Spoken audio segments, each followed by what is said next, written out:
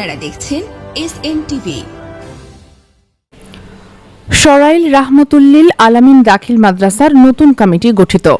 ব্রাহ্মণবাড়িয়া প্রতিদিন মোহাম্মদ কামাল পাঠান। ব্রাহ্মণবাড়িয়ার সরাইল রাহমাতুল্লিল আলামিন দাখিল মাদ্রাসার নতুন ম্যানেজিং কমিটি গঠন করা হয়েছে। নবগঠিত কমিটির সভাপতি হিসেবে দায়িত্ব গ্রহণ করেছেন মোহাম্মদ নুরুল আমিন মাস্টার। এছাড়া অভিভাবক সদস্য হিসেবে মনোনীত হয়েছেন হাফেজ শাহাদাত হোসেন, মোহাম্মদ জালাল মিয়া, মোহাম্মদ রমিজ মিয়া, কারি সাইফুল্লাহ জিলন এবং মোসাম্মদ শিরিনা বেগম। শিক্ষক প্রতিনিধি হিসাবে মনোনীত হয়েছেন মাওলানা শেখ আমান উল্লাহ এবং মোহাম্মদ হাশেম মিয়া।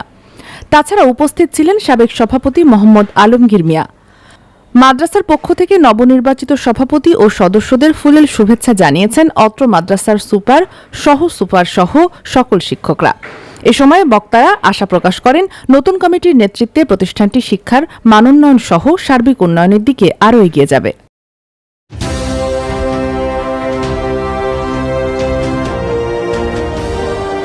আপনারা দেখছেন SN টিভি।